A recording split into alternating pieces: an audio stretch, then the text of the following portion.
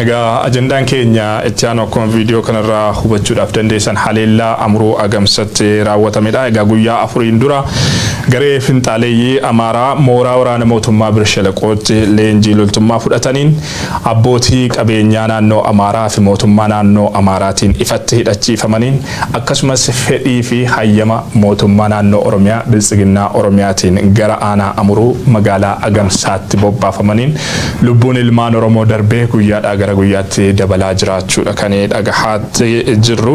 Yoo xiqqaate amma lakkoofsi adda ba'ee jiru kan namoota lubbuudhaan darbanii haga namoota 63 gaheeti kan jiru. Haa ta'uti guyyaadhaa gara guyyaatti reenfi namootaa bakka garagaraatti kufee argamaa jiraachuudha kan namoonni himani.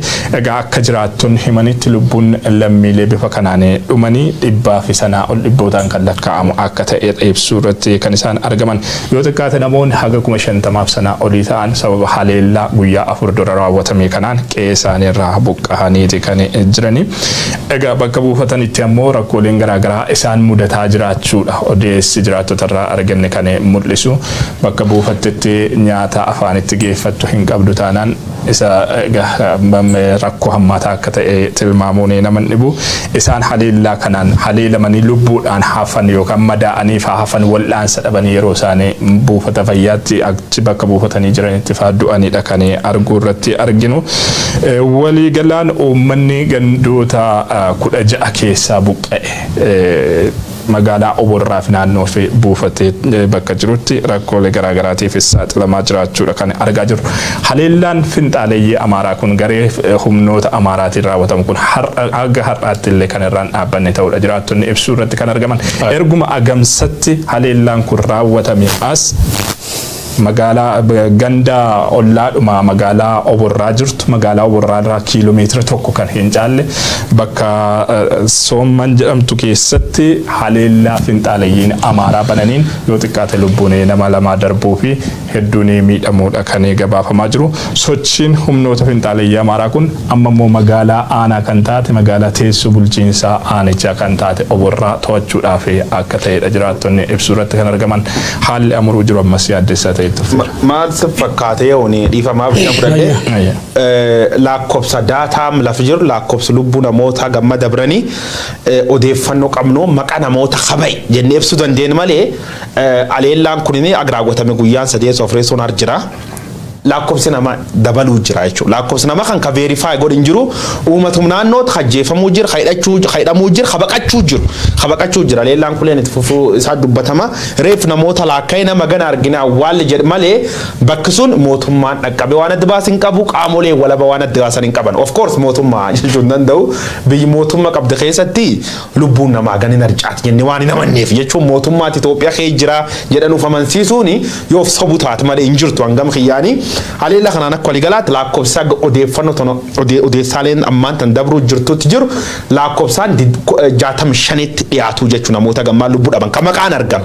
Lakkoofsi kun ammoo dabaluu naannoo dhibbaayyuu dhaqqabu sana namooti dheedu sunirraa odeeffannoo kennuu jiranii irra dubbachuu jiru. Wanti gaddisiisaa Oromiyaa lixi biiftuu naannoo Oromiyaa naannoo guddatti Itoophiyaan qabde keessa namni haganga obba'e miidiyaalee mootummaa yookaan qaamii biibulchu gareen Shimallis Abdiisaa ta Oromiyaa saamtu ta Oromiyaa ijjeeftu ta dargaggoota Oromoo buqqisuun yakka namooma seenaa keessatti argine dhageenye hin beekne waggaa 4 dabran komaandii Abiy Ahmed calatti Oromoo irra dalad aga saati kana gad baate ijjeecha qulqulloota agan geetu tammaan tan viidiyoo screen gubbaan laaluu jirtan kan dubbachuu dhabuun garas nyaatti guddoo si gubde sun qofaa miti miidiyaaleen baajjat uummata irra guurratan baajjat uummata biyyattiitiin bulan maqaa Oromoo qaban kanneen akka OBN faan aga saati har'aatti Oromoota qulqulluu dhumatti kan maqaa isaaniin dhoomne jechuudha.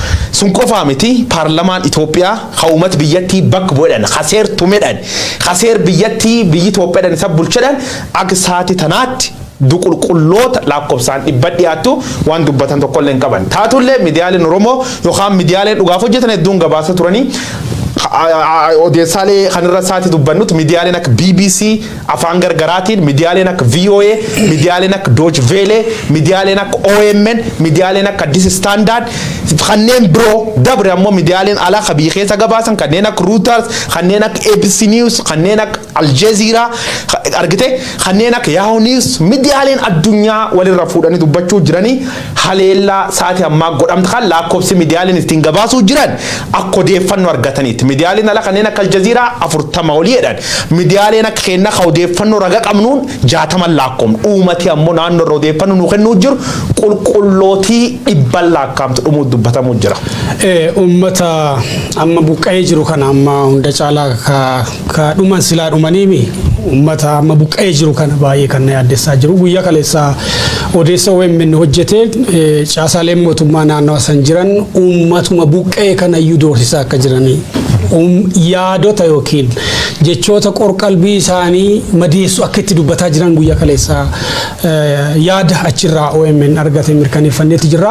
Kanaaf uummanni buqqa'ee jiru kun mataansaa wabii hin qabu. Wabii jiraachuu, wabii gargaarsa namummaa argachuu hin qabu. Because jalqabuma mootummaatu buqqise uummata kana.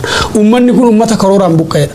Karooraan buqqa'uusaa akkasii mirkaneessu uummati kun boo'asaa miidiyaadhaan gabaafamuun akeekkachiifamee jira miidiyaan biyya keessaa FIB yaadattu guyyaa lama dura. Maaliif boo'a Oromoo gabaaftu ka jedhu abbaan taayitaa miidiyaalee Itoophiyaa Yoonaataan Raggaasaatiin hoogganamu yakka godhee jira jechuudha. Waa'ee du'a Oromoo waa'ee buqqaatii Oromoo boo'icha Oromoo gabaasuun Itoophiyaa keessatti yakka ta'e jechuudha. Ajjeechaa Oromootu seera ta'e jechuudha Itoophiyaa keessatti baay'ee. Dhumaatii Oromootu seera ta'ee jira jechuudha Itoophiyaa keessatti. Wanni si gaddisiisu hundaa ol kana. Dhumaatii warra kanaati ol. Uummanni kun akkanatti madaa'ee sagalee dhoowwatamuusaa mootummaan kun diinaa gochuusaati waan si madeessu baay'ee. Uummati keenya ani hin beeku warri seenaa dubbatuu danda'u. Na caalaa warri seenaa warri siyaasa Itoophiyaa sirriitti beekan dubbachuu danda'u. Oromiyaan illee Oromoon illee balaa hamma kanaa jalatti barritti kufee jira hin yaadu. Minilik jechuu dandeessaa, bara Darguu jechuu dandeessaa, bara Haayile Sillaasee. Eenyullee qixeessuu hin danda'u. Neevar Oromoon hammeenya akkanaa jalatti takkaa kufee jira ani hin yaadu dhugaa dubbachuu. Balaa kana olitti deemaa jira uummati kuni uummanni keenya kutaalee garaagaraa jirtan uummata kanaaf akka dhaqqabdan warra buqqaanii magaalota akka Oborraa, Amuruu akkasumas bakkeewwan garaatti deeggarsa namummaa barbaadaniif akka dhaqqabdan jaarmiyaaleen amantii afooshii dhaabbileen hawaasa garaagaraa warri biyya keessa jirtan warri itti dhiyoo jirtanis warri fagoo jirtanis waan dandeessaniin akka bira dhaabbattan jechuu barbaada. Miidiyaalee ilaalchisee abbaan taayitaa biroodkaastii Itoophiyaadha abbaan taayitaa miidiyaalee Itoophiyaadha dhimmi uummata dhumee kuni gabaasuun yakka godhee jira. Haga har'aatti miidiyaaleen Itoophiyaa OBN dabalate OBN miidiyaa Oromoo jettee Oromoon gibira itti kaffaltu dabalate waa'ee dhumaatii uummata kanaan gabaa. Still aan won dogoggoreen beeku. OBN miidiyaa Oromoo ta'een beeka Abrahaam Jalsara riitti OBN miidiyaa Oromoo gibira kaffalaa beeku. Miidiyaa kana Oromooti gibira itti kaffalaa jira beeku. Bilsigina gibira Oromoo kaffaleef humnaan saamuu. Yaa wanni si gaddisiisu tokko kanadha. Miidiyaaleen akka Reuters akka guyyoon kaas miidiyaaleen hedduu gabaasaa jira lakkoofsa garaagaraa gabaasan malee namoota 42 haga 46 ta'an ajjecha kanaan dhumuu isaanii hidhattooti kunneen naannoo Amaaraarraa akka dhufan afaan Amaariffaa akka dubbatan gareedhaan akka socho'an qawwee baatanii keessumaa gareen tokko garee haga namoota 150 fa'aa akka qabu Reuters gabaasee jira. Itti yaadamee karoorfamee akka ajjecha qophaa'ee akka ta'e sumarra hubachuu hin dandeessa. BBC'n haga namoota 50tu ajjeefame jedha. Egaa wanni si gaddisiisu uummati keenya miidiyaan addunyaa sadarkaa kanatti gabaasa bakka jirutti miidiyaan uummata kana keessa biqile OBN dabaltee gabaasuu dhabuusa baay'ee si gaddisiisa si qaanfachiisa akka uummata. Akkuma isin iyyuu kaastanii haleellaan Amuruu kun egaa amma sadarkaa barbaadamutti wanni jedhu gaaffii keessa akkuma jirutti ta'ee ajandaa ta'eeti kan jiru miidiyaalee hawaasaa irrattis namoonni waan kanarraa yeroo dubbatan argaati kan turre miidiyaaleen keessuma miidiyaaleen alaa dhimmicha gabaasuu irratti kan argamu miidiyaaleen quuqama sabaa qaban hedduunis immoo kana gabaasaa jiru warri kaazinaa mootummaa irraa qallabi safaramu warra OBN warri sabbata mootummaa sabbata uummataa irraa bajeta hiikamuun jiraatan kan akka OBN dhimmicha callisaan ilaaluun waan hedduu nama taajjabsiisudha. Egaa miidiyaalee addunyaatiin alattis dhaabbileen mirga namoomaatiif falman dhaabbileen idil addunyaa hedduun dhimmicha irratti hojjechaa jiraachuu odeeffannoo ni qabna. Isaanis wanta isaanittiin gadi bahanii ni eegna. Egaa waa'ee haleellaa finxaaleeyyiin Amaaraa gareen shororkeessitoota Amaaraa maqaa faannootiin socho'an aanaa Amuruu magaalaa Agamsaatti raawwatanii kana gaafa dubbannu orma qofatti quba qabuun hin barbaachisu. Haleellaan kun raawwatamuun dura gochoonni naannichatti raawwataman maal fakkaatu waan jedhu hawaasarraa qulqulleessuudhaaf yaallee jirra. Odeeffannoo hawaasarraa arganne darbees miidiyaaleen akka Dooche Velee faa gabaasa isaan qabatanii bahan irraa ka'uudhaan gocha Agamsatti raawwatame gochaanaa Amuruu magaalaa Agamsaa irratti raawwatame shira bifa qindaa'een raawwatame ta'uu kan mirkaneessu ta'eeti kan natti mul'atu. Bakkichatti haleellaan kun raawwatamuudhaan dura haalonni turan maal fakkaatu waan jedhu qabxiilee tokko tokko kaasuun barbaachisaadha jedhee yaada. Tokkoffaa humni mootummaa humni addaa poolisii Oromiyaa jedhamu kan achitti ramadamee waggaa tokko oliif naannicha magaalicha buufatee ture dilbata darbe ergama addaatiif barbaadamtu jechuun magaalicha gadi lakkisee akka bahu taasifamee jira. Murtoo kana gaa eenyutu murteessaa kan jedhamu beekamaadha. Poolisii humna addaa Oromiyaa eenyutu hoogganaan poolisii Oromiyaa eenyutu isaaniin ajajaa waan jedhu eenyutu ergama akka isaan achirraa ka'anii bakka biraatti godaanan taasisu dabarsaa waan jedhu uummanni keenya ilaalcha keessa galchaa xiinxalaa deemuun ni danda'ama jedheetan yaada. Inni lammaffaan qaamni mootummaa magaalicha buufatee ture sun dilbata gadi lakkisee bahuu hordofee gareen maqaa waraana bilisummaa Oromootiin socho'u wiixata ganama magaalaa Agamsaa weeraruudhaan uummata walitti qabee kana booda nuti simbulchaa hidhannoo keessan nutti kennaa jechuudhaan hidhannoo 59 kan uummanni ittiin of tiksu hidhannoo 59 uummatarraa hiikkatee akka ba'eedha kan hawaasnis miidiyaaleen dhimmicha gabaasanis ibsuu irratti kan isaan argaman. Gareen maqaa waraana bilisummaa Oromootiin socho'u kun eenyudha? Ergamisaa maaliif gocha kana kan inni raawwate? Maaliif uummata kana haleellaadhaaf saaxilee wanti jedhus itti yaadamuuf ilaalamaa deemuun murteessaadha jedheetan yaada.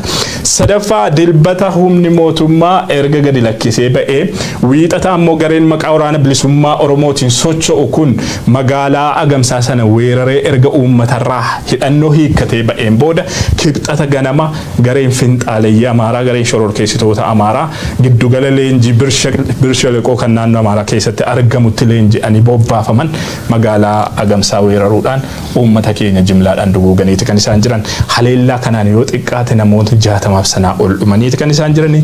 Qabeenyi uummataa saamameeti kan inni jiru. Egaa gochoota kunniin gaafa ilaaltu eenyutu gocha kana raawwate bifa kamiin raawwatame wanni jedhu gaaffii guddaa kan sitti uumudha. Hundaa olitti gareen maqaa waraana bilisummaa Oromootiin socho'u qaama haleellaa kanaa ta'uun hedduu qaanfachiisaa fi gantummaa guddaa diinummaa guddaa uummata Oromoo irratti raawwatamedha jedheetanii kaasuudhaaf nan danda'a. Waraanni bilisummaa Oromoo waa'ee garee kanaa ilaalchisuudhaan ibsinni baasanii jira garasitti ce'uu danda'u. Yaa kana ce'uun duratti poointii bareedduu waan kaaftee poointii kanarratti illee waan gabaabduu dubbachuu jira. Ani diraamaan akkami waggoottan afran dabra Oromiyaa keessatti dalagamuu jirtu waaquma beekaa. Diraama guddaa tokko qaamnu irratti dalaguu jiru garee bilisiginnaa ta'uu argine dur dhaabbannee dhuga jirtu uummata keenyatti akka dandeenye himuu jira. Garee maqaa waraana bilisummaa Oromootiin hidhatti ta'uu uummata qulqullichi gandi kee jiraatu uftee qawwee irra iittu qawwee irra itti harka duwwaa nyaap duran lakkifte bira deemte uummata ficcisiiftu eenyu gaaffii jedhaatii fi uummata Oromoo cuftuuf gaafachuu qaba. Uummata Oromoo qofa don ta'in waraani bilisummaa Oromoo mata isaatti itti gaafatama akkana fudhachuu qaba. Baawwa boona waligalaatti ibsa baasee jira. Kan qofaa miti hooggantooti waraan kana gad baanii waan akkana gubbaatti directly uummataan dubbachuu qaban jedhetti namana. Maaliif jennaan waraan bilisummaa Oromoo jedhee eegi hidhati taati yoo uummata Oromoo kan tissin taati qawween nufiin tis irra hiikate uummata balaa gas geettu saaxil خطأت maalti gaab waan akkam nama laalchisuu danda'u kun so kanaafuu inni guddoo nam ta'u jira yoo akka atkaafte gochi godhamuu jira sabotaajii hamtuut uummata Oromoo irra dalagamuu jira Oromoo miidhuu ka jiru jalqaballee gareen bilxiginnaallee bara Oromoo afaan Oromoo dubbatti afaan Oromoo dubbachaa Oromoo qalchisiisuu yoo hojii paartilee siyaasa Oromoo taatiin beenu waraani bilisummaa Oromoo asirratti ibsa baasee jira ibsa baaseen haleellaan kun ka godham sabotaajii mootummaaf gareen hidhattoota maqaa waraan bilisummaa Oromootiin chochoot tanam maqaan isa faqqada ennu nam khanaan ogganam faqqada abdisaatiin ogganam haleella kan raawwachuu uummata keen gaagaaf dhaqqabsiisu jedhee waraani bilisummaa Oromoo ibsa baasee jira ibsi kun qoftii gaanaatti hin fakkaatu gadbaa dhuga jirtu uummatatti hima baay'ee tarkaanfii guddaadha akka waraana bilisummaa Oromootti gareen uummata keenya hiraara guddaatti naqee jiru waggoota lamaan sadan darbaniif lixa Oromiyaatti garee kami kan jedhu yeroo jalqabaatiif gadi ba'anii dubbachuu isaaniiti irra deddeebiin waan kana nu ajandaa goonee irraa dubbataa turre waraanni kun tokkoffaa rakkoo keessoo waraanichaa wajjin wal qabatee garagartee keessumaa garee waraana bilisummaa Oromoo fakkaatee mootummaan ergatu wayii ka waraana kana fakkaatee sochee uummata gaagaa jirutu jira uummata walitti buusaa jiru jira ka eenyummaa garaagaraatiin amantaadhaan uummata walitti buusuu jira waa'ee kanaa dubbatuu qabu jennee irra deddeebiin dubbataa turre yeroo jalqabaatiif sadarkaa ibsaatti waraanni bilisummaa Oromoo gareen milishaa nama kanaan hoogganamu ka faqqada abdiisaatiin hoogganamu hawaasa irraa jalqaba hidhannoo hiikuunsaa dhumaatiin magaalaa Agamsaa kanaaf haala anjessuusaa ibsee jira kun tarkaanfii guddaadha jedhee yaada gara fuulduraattis waan akkasii keessa isaa qulqulleessu itti fufuutu irra jiraata hin tureeyyuun jedhama hin ture wanni kuni gurmuun kun ajjeechaawwan armaan duraatti keessaa illee harka qabaachuu kaasee jira waraanni bilisummaa Oromoo gurmuun kun ajjeechaawwan hawaasa Amaaraa Oromiyaa keessa bitooteessa 2021 godina Horroo Guduruu Wallaggaa jaartetti keessumaa mana kiristaanaa keessatti raawwatame dabalatee ajjeechaawwan hedduu lixa Oromiyaa keessatti raawwatamaniif gaafatamummaa qaba keessumaa hawaasi Amaaraa naannoo Oromiyaa jiru ka Oromiyaan gamallee jiru maaliif hariiroo garee kana wajjin uumuu akka filate hibboo guddaadha jedhee kaasa waraanni bilisummaa Oromoo egaa haalli amma Oromiyaa keessa jiru haalli lixa Oromiyaa keessa jiru hedduu ulfaataadha gabaasota miidiyaa argaa jiru gaafiif deebii hawaasi naannoo Agamsaatti dhumaatiin raafe miidiyaalee addunyaatiif kennaa jiru argaa jirra namoota 150 reeffa isaanii bakka tokkotti awwaalaa jira maas gireevii hedduutu jira jechuudha amma bakkeewwan garaagaraatti gara fuulduraatti balaan kanaa olii deemuu danda'a Oromiyaa keessatti dhumaatiin kanaa olii gochaan sanyii duguuggaa kanaa olii Oromiyaa lixaa keessatti Oromiyaa bakkeewwan garaagaraatti specifically bakkee waraanni bilisummaa Oromoo socho'u hedduutti raawwatamuu mala dhimmi kun immoo walitti bu'iinsa uummataa dhalchuullee waan danda'uuf warri waraanaa sirriitti waan kana sirriitti hindaluutu irra jiraata hawaasi keenya kutaa garaagaraa jiru alert ta'uu qaba dambaquu qaba bakkeewwan garaagaraatti hidhatee qayeesaa of eeggachuu qaba at least bakkee mootummaa seeguu hin dandeenyetti wabiin ati qabdu mataa kan keeti jalqaba irratti kanaaf uummanni keenya dammaqee naannoo isaa ofiisaa eeggachuu qaba biyyi kanaa ol to'annoo mootummaatiin ala bahuu waan dandeessuuf baay'ee dammaquun baay'ee barbaachisaadha eegaata. Waa'ee garee maqaa waraana bilisummaa Oromootiin gochaa kana raawwatee ilaalchisuudhaan WBO'n ibsa baasee ammas irra deebinee kiliir gochuudhaaf fixiinsi Agamsatti raawwatameef kan haala mijeesse gurmuun milishaa faqqadaa abdiisaatiin hoogganamu kan waraana bilisummaa Oromoo of fakkeessee naannoo sana keessa socho'uudha jedhee jira. WBO'n gareen kun jiraattotarraa hidhannoo hiikuu isaa mirkaneessee jira. Gurmuun milishaa faqqadaan hoogganamu kun fixiinsi kun raawwatamuu dursee naannoo Agamsaatti bobba'ee jiraattotarraa hidhannoo hiikuu fi reebuu ifatti era ibsi WBO kun gurmuun kun maaliif humnoota Amaaraa fi humnoota Amaaraa uummata Oromoo irratti yakkoota garaagaraa kana raawwatan faana hariiroo uummachuun isa barbaachise akkamiin adeemsota sochii waraana mootummaa yookaan humnoonni mootummaa bakkicha gadi lakkisuu hordofee dhaqee bakkicha qabatee sana booda uummata irraa hidhannoo hiikee haleellaadhaaf uummata saaxilee bahe wanni jedhu waan gaaffii ta'uudha jechuudhaan kaasee